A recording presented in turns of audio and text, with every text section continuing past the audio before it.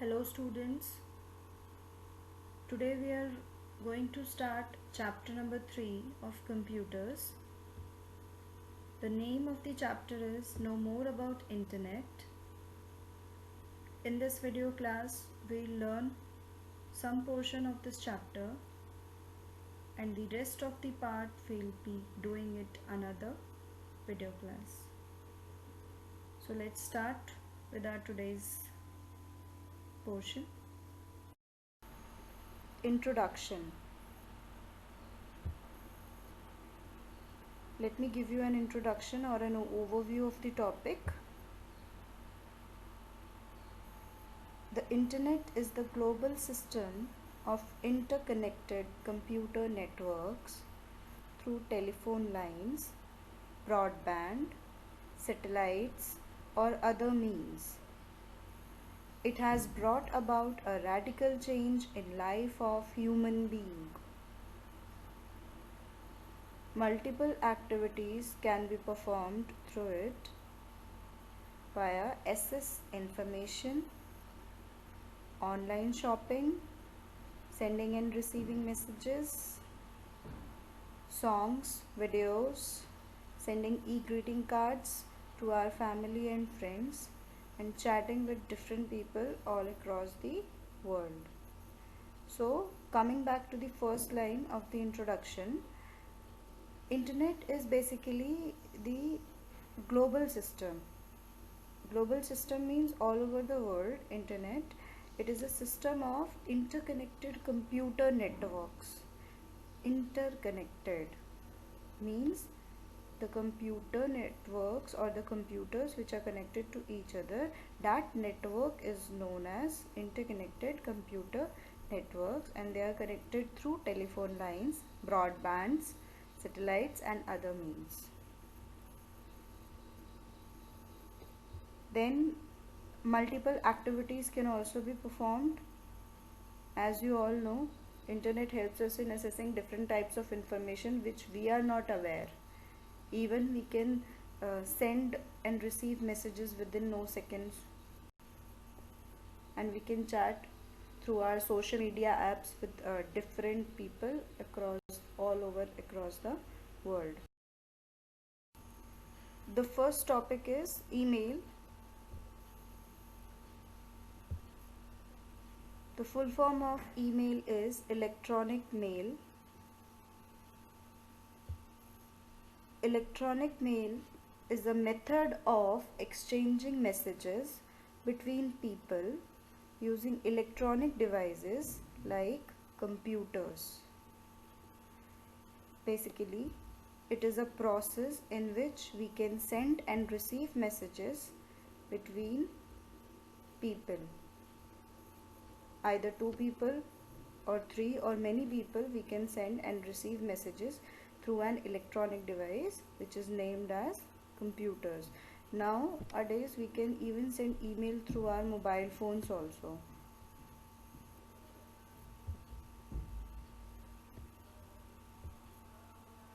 It allows you to send and receive messages to and fro from anyone with an email address anywhere in the world. The only condition to send and receive an email is the person whomsoever you are sending an electronic mail, he or she must have an email address with him or her. If email address is not there, you are not able to send and receive messages to the particular person, whether he may be sitting nearby to you only.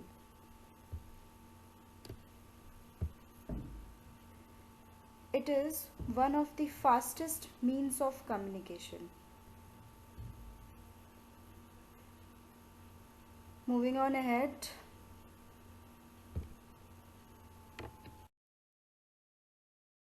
Another topic is advantages of email. Point number 1, email is one of the fastest means of communication since we can convey our messages within no seconds to the another person. Number 2, cost effective. It is cost effective Why it is cost effective? Because not so much amount of money is required to send an email. We need only an internet connection in order to send an email. Number 3, our messages can be of a few lines, pages or many pages. There is no restriction in typing an email, no restrictions of words or pages. An email which you are sending to another person, that can contain many lines, pages or many pages. Number 4, same message can be sent to multiple persons at the same time without any additional cost. This is an important point to be noted here. We can send the same message to multiple people, that means to many people at the same time without any extra or additional cost. The only thing which you have to keep in mind is, in order to send a message through internet, you must have yours as well as receiver's email ID, right? In the previous slide, I have already told you that you can send and receive an email to any person, irrespective of that person must be having an email ID. If that person is not having an email ID, you are unable to send your messages or you are unable to receive any messages from that particular person. Another thing is that you must have a proper internet connection. Another topic is email programs. Webmail are web-based email accounts. These are usually free email accounts that are operated from a website. Examples include Hotmail, Gmail and Yahoo Mail, Rediff Mail. See, email programs may be free or paid. So in this chapter, we'll talk about only free email programs. Basically, we are using free email programs only, and here also we'll study about free email programs only. So the webmails, they are free email accounts that are operated from a given website. The examples are Hotmail, Gmail, Yahoo Mail, Rediff Mail. Number 2, email programs may be free or paid. This we have already studied. Number 3, free email programs allows the users to access their emails as long as they have access to an internet connection and a web browser. This also means that the user cannot read an old email or draft a new email offline. This third point tells us that free email programs, they allow the user to access it for as long as possible. They can use only on the condition that they must have an internet connection with them and a web browser. Web browser means through which they are operating everything. Like if you are having Gmail, then Gmail you are operating over which browser? You are operating over Chrome. So that browser you should have or you must have in your computer system. So you can access the free email programs as long as possible.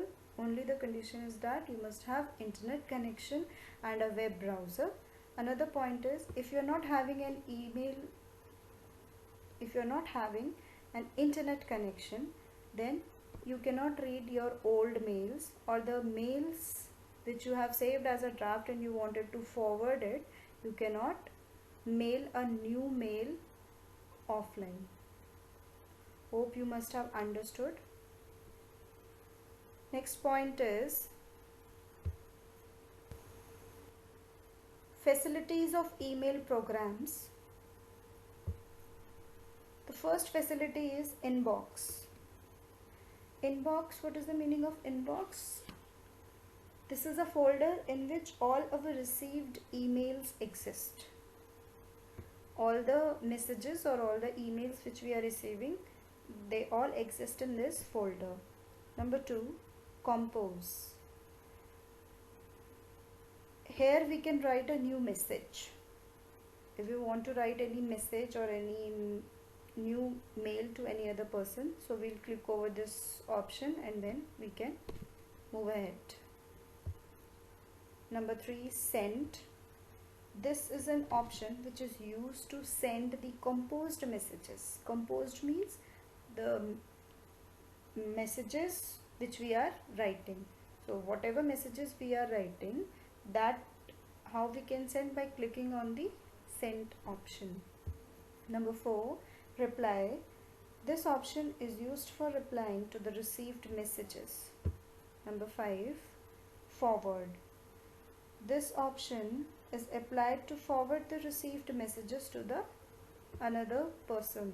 Suppose if you are getting any email from your friend and you wanted to share that same email with another friend, that means with that same message to your another friend, then that you will be able to do with this option, forward. Number 6, delete. Anything, whatever you wanted to delete, you can click over this option and then you can delete. Another one is contacts. So the email addresses of other people, they are stored in this option. Likewise, if you are sending an email to your father, then the email address of your father as well as yours is required. So again, if you are sending an email to your mother, the email address of your mother is required. So all those email addresses, they are being stored in this option named contacts. Now here you can see all the facilities of an email programs. This is an image of Gmail account. So here you can see all the options are given. Inbox is also given. Here is inbox, then compose, send option is there. Then similarly all the options are also there, like spam, bin, then personal, receipt. In this manner, so many other options are there. This is just an example to make you understand that this type of option exists in a Gmail account. Another point is email address. A unique address of any user on the internet using email services is called an email address. I repeat, a unique address of any user on the internet using an email services is called a email address. So every user must have a unique address. Parts of email address are, the first part is username or account name. Second part, symbol, with symbol @. This symbol is called as @. Number 3, domain name. Now we'll study what all these parts of email address, they tell us. Moving on ahead.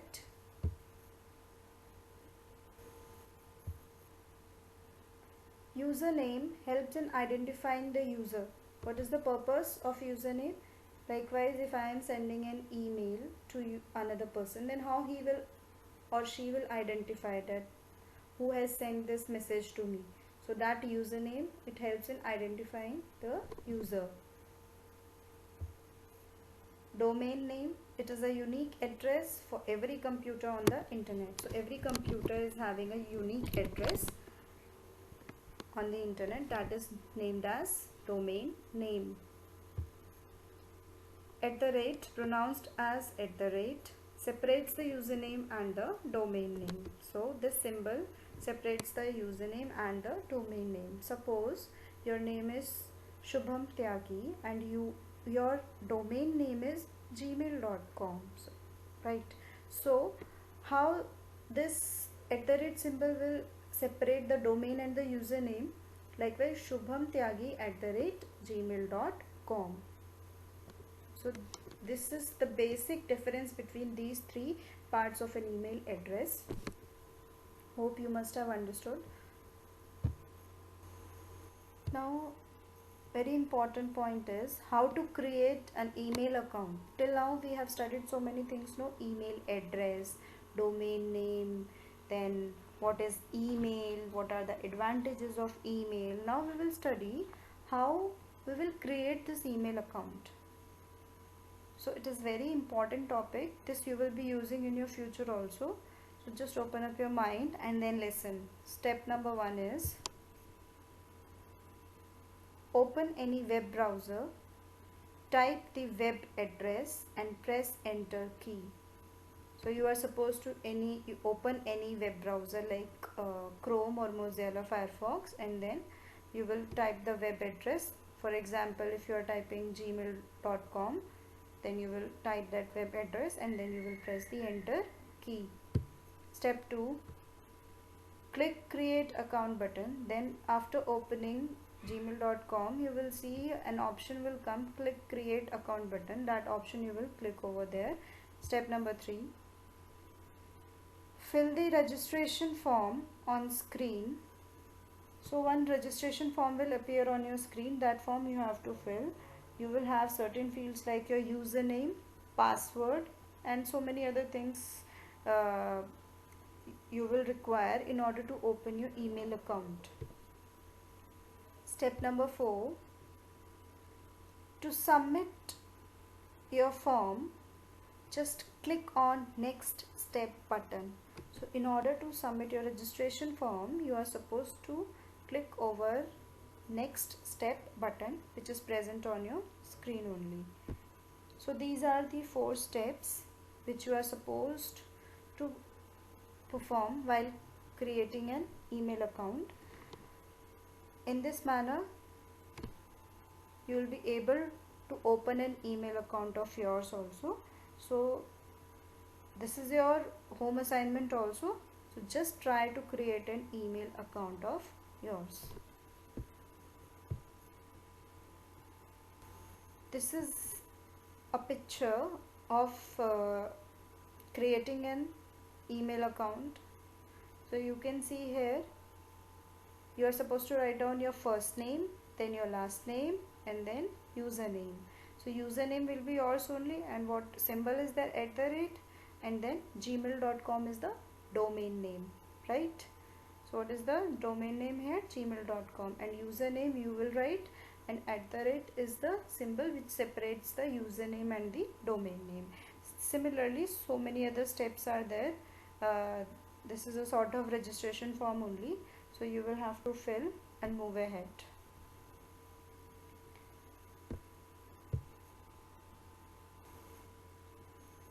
Now moving on to some of the questions of your book. The first question is, what do you mean by an email address? The email address is a unique address of any user on the internet using email services. I repeat, the email address is a unique address of any user on the internet using email services. Question number 2, what is domain name? Answer the question with examples. Domain name is a unique address for every computer on the internet. Example, yahoo.com, gmail.com, rediffmail.com.